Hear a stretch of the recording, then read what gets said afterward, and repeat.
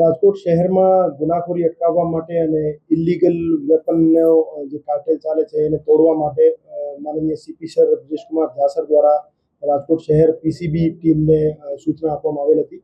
આ સૂચનાની અનુપાલનના ભાગરૂપે પીઆઈ શ્રી મેહુલ ગોંડલિયા સાહેબ દ્વારા અને એમની ટીમ દ્વારા જે વેપન કાર્ટેલ છે એમાં હજુ સુધી કુલ 24 હથિયાર સાથે 32 જીવતા કાર્ટેજ બરામદ કરવામાં આવેલ છે અને 11 આરોપીઓની ધરપકડ કરવામાં આવેલ છે।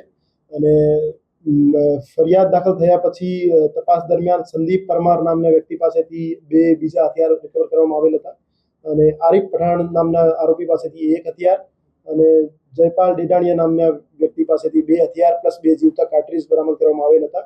અને ગઈકાલે બીજા 3 આરોપી જે છે એ પ્રદીપ નામનો જે વ્યક્તિ હતો એને બીજા 3 વ્યક્તિઓને હથિયાર સપ્લાય કર્યા હતા, જેમાંથી એક ધ્રુવ ગોસ્વામી નામનો આરોપી છે એમની પાસેથી 1 હથિયાર, જયરાજ ખાચર નામનો આરોપી છે એમની પાસેથી 1 હથિયાર અને શ્યામ પરમાર નામનો આરોપી છે એમની પાસેથી 1 હથિયાર। આ રીતે પ્રદીપે 3 જે વ્યક્તિઓને 3 હથિયાર સપ્લાય કર્યા હતા એ 3 હથિયાર 3 આરોપીઓ સાથે રિકવર કરવામાં આવેલ છે। અને આ 3 આરોપીઓ પૈકી જયરાજ ખાચર નામનો જે આરોપી છે એના વિરુદ્ધ જૂના 4 ગુના પણ દાખલ થયેલા છે, જેમાં 1 murder, 1 attempt two murder, 1 prohibition અને 1 બીજો ગુનો દાખલ થયેલો છે।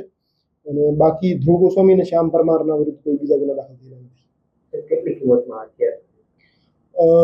એ જે મુખ્ય આરોપી શકીલ સપ્લાયર છે એ ત્યાંથી 10 થી 15 હજારમાં વેપન લાવતો હતો અને અહીંયા જરૂરિયાત પ્રમાણે અમુક વ્યક્તિઓને 30 થી 35 હજાર, અમુક વ્યક્તિઓને 45 થી 55 હજાર જરૂરિયાત પ્રમાણે અને જે ખરીદ કરનાર વ્યક્તિ છે એની ક્ષમતા પ્રમાણે કિંમત નક્કી થતી હતી।